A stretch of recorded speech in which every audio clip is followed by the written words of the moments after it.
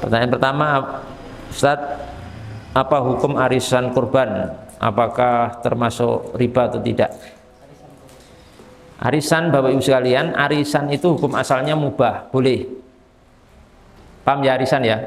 Skemanya paham ya? Arisan itu hukum asalnya apa, Bu? Boleh. Dan arisan itu, bahkan sebagian ulama mengatakan arisan itu hukumnya bagus, bukan hanya boleh, tapi hasan, bagus, khair, sesuatu yang bagus, baik.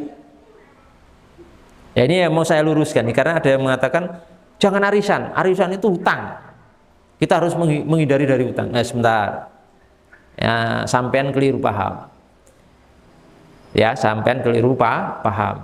Enggak, arisan itu bagus dan baik, malahan dikatakan ulama itu istilahnya fikih namanya ta'awun takafuli, ta'awunun takafuliyun, ya. Artinya solidaritas mutual, bahasa kerennya. Katanya begitu, solidaritas mutual. Artinya saling memberikan kemanfaatan. Makanya jadi terpuji arisan itu malahan.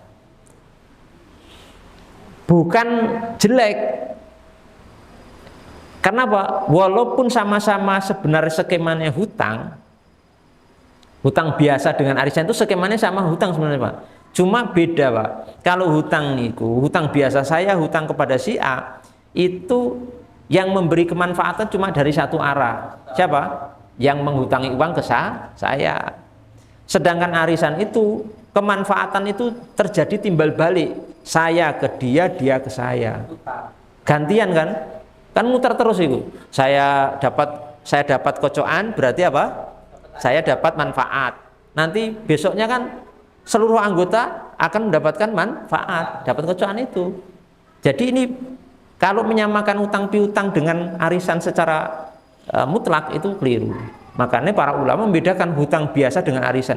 Arisan itu lebih tinggi karena ada ta'awun, membantu orang. Yang itu semuanya saling terjadi tadi ya, bahasannya tadi. Ya, solidaritas mutual tadi. Paham ya? Adapun masalah arisan kurban itu juga bagus, monggo misalnya tidak mau di tahun ini, misalnya ada 5 orang arisan, tahun ini si A, tahun depan si B yang dapat dan seterusnya, itu bagus. Yang penting kan supaya tidak terjatuh pada riba. Kalau arisan hewan kurban, yang jadi arisan itu jangan nominal uang, tapi jadikan arisan itu adalah pembelian hewan kurban yang layak dan sudah sah untuk dijadikan hewan kurban. Misalnya sapi, jadi setiap orang itu nanti akan mendapatkan sapi. Jadi yang jadi ukuran itu sapi yang layak kurban, bukan uangnya.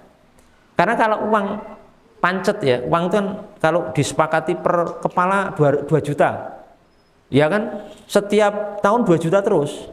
Padahal harga sapi itu naik turun.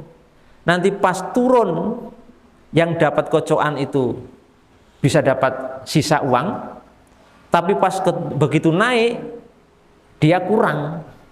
Uang yang didapat itu untuk beli sapi yang layak kurbanku kurang.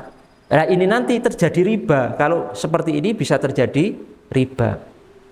Jadi ngenten, jangan ditentukan iuran itu berapa, tapi tentukan harga sapi per tahun itu berapa yang layak kurban, layak dan sah untuk dikorban itu loh, sudah poal itu berapa. Dan nanti iuran itu bisa naik turun. Misalkan tahun ini 2 juta, oh tahun depan bisa 2,5 juta atau 2,2 juta. Oh tahun depannya lagi naik lagi, begitu. Karena kasihan yang dapat terakhir, pas dapat terakhir itu 10 tahun berikutnya harga sapi ini sudah naik hampir 2 kali lipat. Sementara hasil yang didapat dari arisan itu nggak cukup untuk beli sapi. Paham ya?